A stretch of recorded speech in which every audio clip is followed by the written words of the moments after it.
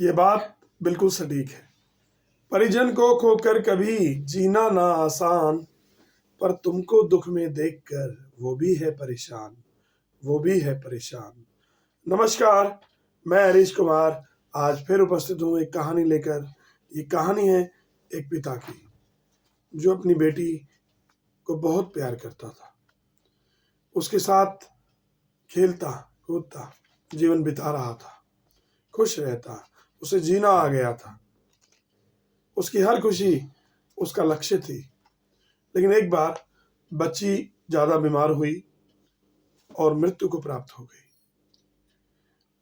वह इस सदमे से बाहर नहीं आ पा रहा था। वह ये मान नहीं पा रहा था कि उसकी बच्ची अब नहीं रही।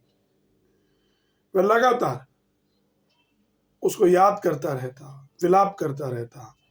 उसने काम धंधा सब छोड़ दिया था, खाना पीना छोड़ दिया था। वह दुर्बल काया का हो गया था। बस अपने बच्चे को याद कर करके वो रोता रहता था, दिन रात उसी के स्मरण में रहता था। और जब हम किसी का स्मरण करते हैं तो वो सपनों में भी आता है। और एक रात जब वो सपने में बच्चा आया, उसने देखा कि 4-5 परियां मोमबत्ती लेकर खड़ी हैं। उन परियों के साथ उसकी बेटी भी खड़ी थी। सब परियों के हाथ में जो मोमबत्ती थी वो जल रही थी, लेकिन उसकी बेटी की मोमबत्ती बुझी हुई थी। उसने सपने में अपनी बच्ची से सवाल किया कि बेटा, ये आपकी मोमबत्ती क्यों बुझी हुई है? क्योंकि हर पिता अपने बच्चे को हर जगह श्रेष्ठ देखना चाहता है। तो उसके मन में आया कि सभी की मोमबत्तियां जली हुई हैं, लेकिन मेरी बेटी की मोमबत्ती क्यों बुझी हुई है? उसने अपनी बेटी से सवाल किया कि बेटा, ऐसा क्यों है? तो पिता को उस बेटी ने जवाब दिया कि पिताजी, मेरी भी मोमबत्ती मैं बार बार जलाने का प्रयास करती हूँ, किंतु आपके आंसू, आपका विलाप, आपका दुख उसे बार बार बुझा देता है। और इस प्रयास में मैं सफल रहती हूँ कि ये मेरी मोमबत्ती जली रहे। पिता सपने में भी इस बात को समझ गया।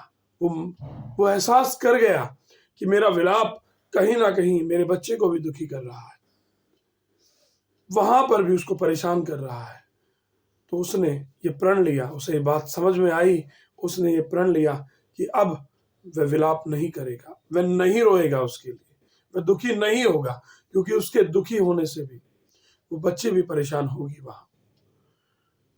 जी हाँ, कहानी छोटी है, सीख बड़ी है।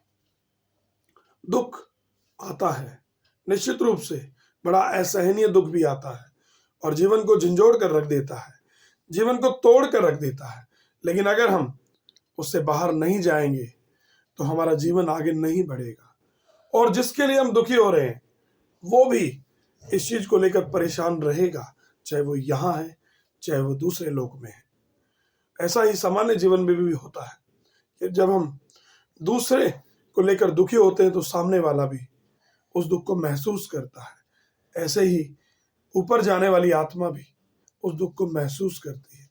तो कोशिश हमें यही करनी चाहिए कि हमें मजबूत होना है, क्योंकि हमारे अपने हमको मजबूत होते हुए देखना चाहते हैं, कमजोर होते हुए नहीं देखना चाहते।